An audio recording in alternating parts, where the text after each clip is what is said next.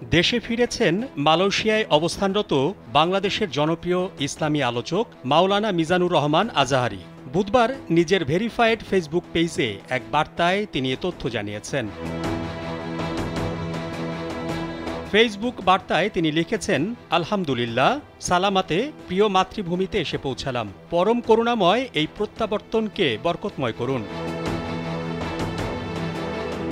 এর আগে গত ৬ আগস্ট শিগগির দেশে ফিরছেন বলে জানিয়েছিলেন মাওলানা মিজানুর রহমান আজহারি। ফেসবুক পেজে ওই বার্তায় তিনি বলেন, অনেকে আমাকে মেসেজ করে ও ব্যক্তিগতভাবে ফোন করে জানতে চেয়েছেন আমি কবে দেশে ফিরব। আমি তাদের বলতে চাই আমি দ্রুতই দেশে ফিরব। যমুনা স্মার্ট রেফ্রিজারেটর, স্মার্ট লাইফে স্মার্ট রেফ্রিজারেটর। আপনাদের সঙ্গে দেখা করার অপেক্ষায় রয়েছি আমি নিজেও। শিগগিরই সাম্য, মানবিকতার মুক্ত স্বাধীন বাংলাদেশে আমি আপনাদের সঙ্গে সাক্ষাৎ করতে চাই। দীর্ঘ ভিডিও বার্তায় তিনি বলেন, তাজা রক্তের মাধ্যমে যারা আন্দোলনকে সফল করেছেন সেই শহীদদের শ্রদ্ধা ভরে স্মরণ করছি ও রুহের মাগফিরাত কামনা করছি। আহতদের দ্রুত সুস্থতা কামনা করছি। বৈষম্য বিরোধী আন্দোলনের যারা নেতৃত্ব দিচ্ছেন এবং এখনও কষ্ট করে যাচ্ছেন তাদের শুভেচ্ছা জানাই।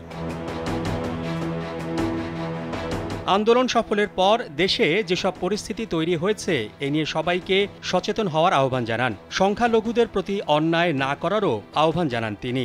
বর্তমানে অনেকে সুযোগ নিয়ে সংখ্যালঘুদের উপাসনালয় ও স্থাপনায় হামলা চালাবে এবং ইসলামপন্থী ও মাদ্রাসা ছাত্রদের উপর তার দায় চাপানোর চেষ্টা করবে। তাই যারা এই বিজয়ে খুশি নয় তাদের ষড়যন্ত্র নস্যাৎ করতে সবাইকে সতর্ক থাকতে হবে। তিনি বিশেষ করে মাদ্রাসা ছাত্রদের বলেন, আপনারা সংখ্যালঘুদের নিরাপত্তা নিশ্চিত করুন। কেউ যেন তাদের উপর আক্রমণ করতে না পারে সে বিষয়ে সতর্ক ও সচেতন থাকুন। এসব ক্ষেত্রে যদি আমরা ভুল করে ফেলি তাহলে বাংলাদেশে ইসলাম অনেক পিছিয়ে পড়বে। সদ্য পদত্যাগী স্বৈরাচার সরকারের পতনের ঘটনার সামনে এনে তিনি বলেন, ক্ষমতার দম্ভে আমরা নিজেদের প্রকৃত অবস্থা ভুলে যাই, যাচ্ছে তাই আচরণ করি মানুষের সঙ্গে। কিন্তু সাম্প্রতিক ঘটনা আমাদের দেখিয়ে দিল কোনো অত্যাচারই দীর্ঘস্থায়ী নয়। তাই এসব ঘটনা থেকে আমাদের শিক্ষা নিতে হবে। তিনি বলেন, যারা নতুন সরকার ব্যবস্থায় আসবে তাদেরকেও এই বিষয়টি মনে রাখতে হবে এবং শিক্ষা নিতে হবে। তাদেরকেও অত্যাচার পরিহারের পথ অবলম্বন করতে হবে। মোহাম্মদ শাহাবুদ্দিন মাহতাব, কালবেলা।